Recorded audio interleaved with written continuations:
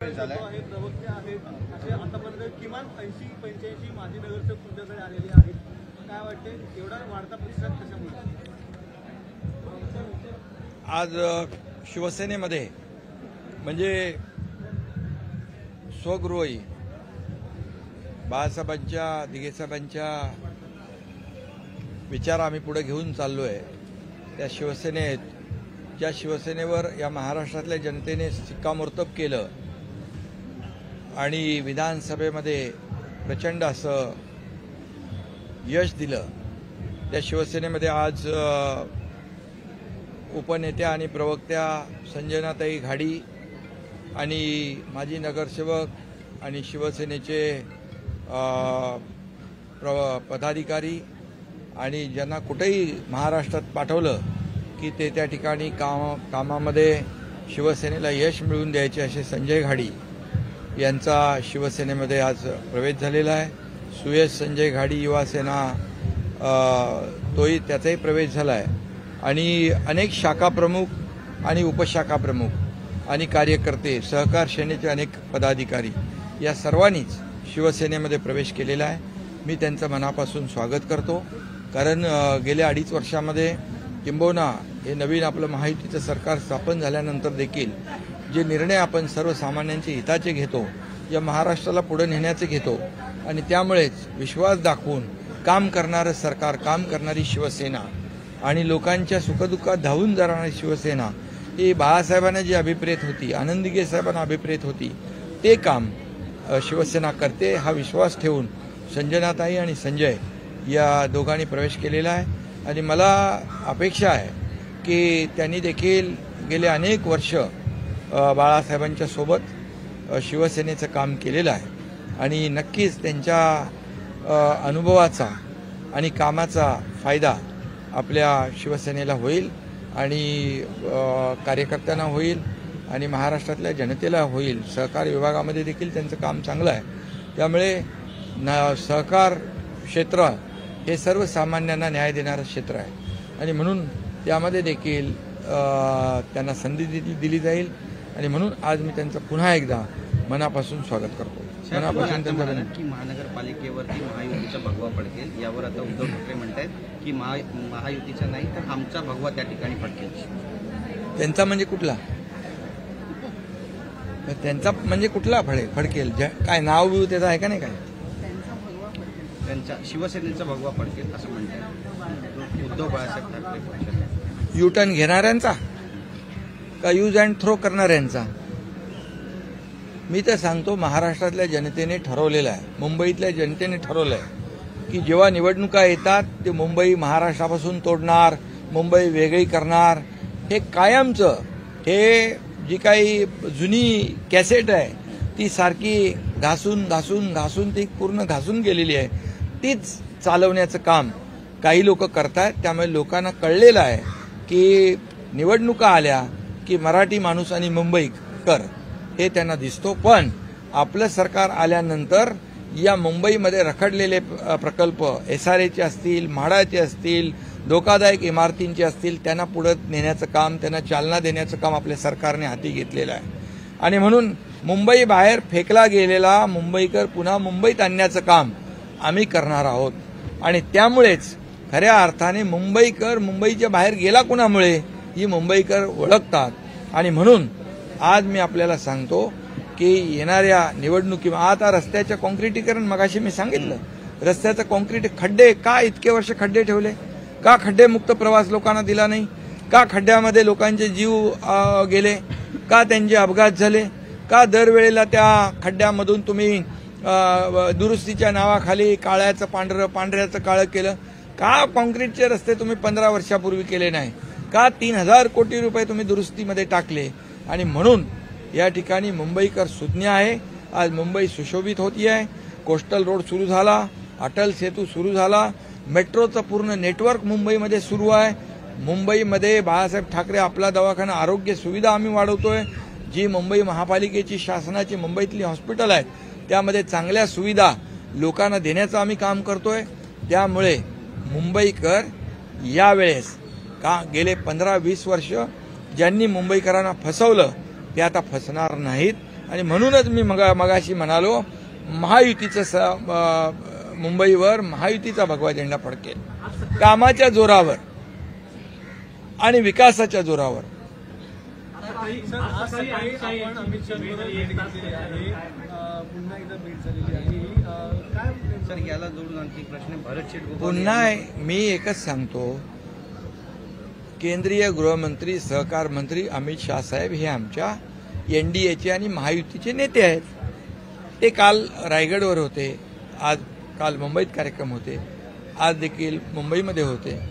त्यांची सदिच्छा भेट घेणं याच्यामध्ये काय राजकारण काय, याच्यामध्ये कुठलाही राजकीय विषयच असला पाहिजे असं काही नाही आहे.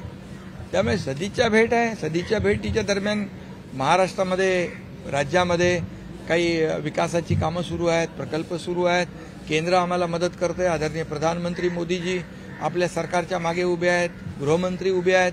त्यामुळे हे काही असं विशेष काय तुम्हाला वाटण्याची म्हणजे कुणालाही आवश्यकता नाही. भरत शेठ गोगावले अचानक मुंबईकडे निघालेले आहेत. तर असं वाटतं मध्ये काही धुसफूस आले, त्या धुसफुसीबद्दल तुम्ही त्यांच्याशी चर्चा केली, मध्यंतरी काही प्रकल्पांवर स्टे आला किंवा काही प्रकल्पांवर चौकशी लागली, त्याबद्दलची काही नाराजी आपण व्यक्त केली काल आणि आज या 2 दिवसात. आता कालच मी बातम्यांमध्ये ऐकलं की मी असं म्हणालो, मग अमित भाई असं म्हणाले. हे तुम्हीच सगळं चालवताय.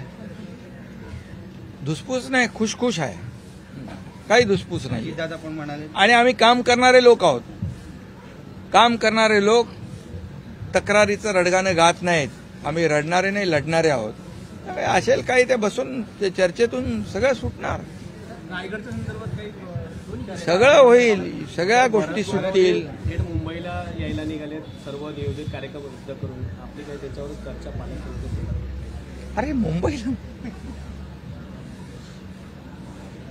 आमचं काम तुम्ही फार म्हणजे आमच्या मनामध्ये काय, भरत गोगावलेच्या मनामध्ये काय, कोणाच्या मनामध्ये काय ते तुम्ही बातम्याद्वारे चालवता. अरे तुम्ही हे चालवा ना. आता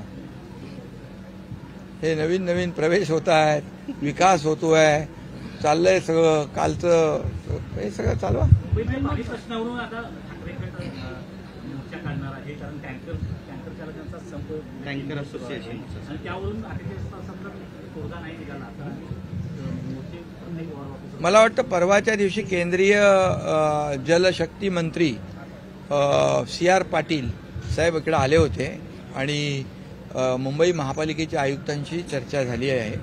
आणि मी मुंबई महापालिकेचे आयुक्त श्री गगराणी यांच्याशी देखील बोललो आहे की ज्या पद्धतीने अगोदरपासून जी नियमावली होती, पाऊस पडेपर्यंत त्याच्यामध्ये कुठलाही बदल करायचा नाही, 15 जूनपर्यंत कुठलाही टँकर चालकाला कुठलाही अडथळा येणार नाही. आणि जे टँकरच्या माध्यमातून जे काही पाणी पुरवठा काही भागात होतोय तो बंद होणार नाही. आणि टँकर चालकांना देखील माझं आव्हान आहे आणि विनंती आहे की कुठल्याही परिस्थितीमध्ये यामध्ये पिण्याच्या पाण्याचा किंवा टँकरने पाणी पुरवठा करतो त्याच्यामध्ये कुठले आडेवाडे घेऊ नका, कुठली अडवणूक करू नका.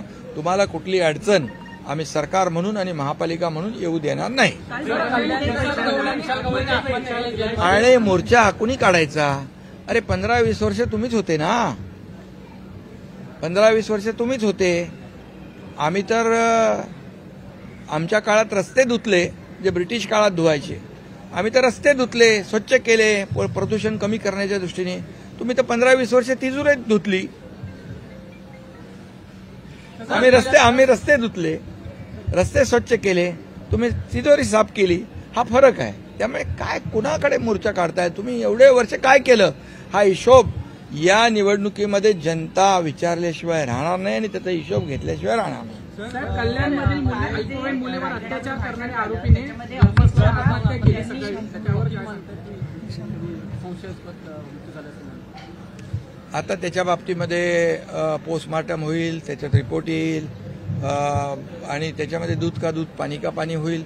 परंतु मी एवढंच सांगतो की ज्या आरोपीने अमानुषपणे एका अल्पवयीन मुलीवर बलात्कार केला होता, अत्याचार केला होता, त्याची केस आम्ही फास्ट ट्रॅकवर चालवून त्याला फाशीची सजा मिळाली पाहिजे अशी सरकारची भूमिका होती. परंतु ते आता त्यांनी आत्महत्या केली आहे.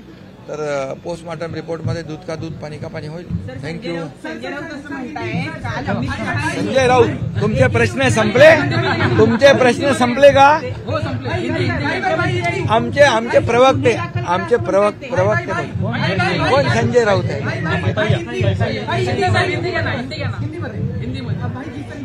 अमित शाह और आपकी बैठक में नरेश मस्केना विचारा ना. क्या इस बैठक में हुआ है? हा, नरेशने चांगलं पोस्टर टाकलंय. सर, आज बैठक हुई है अमित शाह और आपके बीच में. इस बैठक में क्या हुआ है, क्योंकि कल भी रायगढ़ के दौरे में थे अमित शाह और आज आपकी बैठक हुई है. देखिए, केंद्रीय गृह मंत्री सहकारिता मंत्री अमित भाई शाह जी हमारे एनडीए और महायुति के नेता है. वो कल रायगढ़ में थे, कल मुंबई में कार्यक्रम थे और आज मुंबई में थे. तो नेता हमारे महायुति के होने के नाते हमारा मिलना जुलना तो होता है और मिलने के बाद चर्चा हुई. राज्य में जो भी हमारे विकास प्रकल्प शुरू है उसके बारे में जानकारी ली और यहाँ पर केंद्र और राज्य सरकार मिलकर हम आगे बढ़ रहे. डबल इंजन की सरकार है हमारी. आदरणीय प्रधानमंत्री मोदी जी हमें इस बजट में भी, पिछले बजट में भी पैसे काफ़ी दिए, इस बजट में भी पैसे दिए और केंद्र और राज्य मिलकर डबल इंजन की सरकार हम आगे बढ़ा रहे. सरकार विकास को आगे बढ़ा रहे, महाराष्ट्र को आगे बढ़ा रहे और इसकी वजह से हमारी मुलाकात हुई. उसमें क्या, नेता और हम लोग मिलते रहते. सर, वाटर टैंकर की समस्या को लेकर आदित्य ठाकरे भी आक्रामक हो गए, मोर्चा निकालने की बात कर रहे हैं सरकार के विरोध में. देखिए, उनको अभी मैं ऐसे सवाल को जवाब देना नहीं चाहता हूं. फिर भी मैंने मुंबई कमिश्नर से बात की है और यहाँ पर टैंकर वाले हैं उनको भी कहा है कमिश्नर ने कि 15 जून तक जो नियमावली है वही रहेगी, कोई बदलाव नहीं होगा. और टैंकर के जो मालिक है, चालक है, उन्होंने भी ये पीने का पानी की बात है और टैंकर से कई लोगों को पीने का पानी पहुंचाने का काम होता है. तो इसमें कोई अड़ंगा ना डाले और उनको कोई अड़चन नहीं आए, इसकी जिम्मेदारी हमारी सरकार लेगी और महापालिका ने उनको कह दिया है. धन्यवाद. थँक्यू. संजय राऊत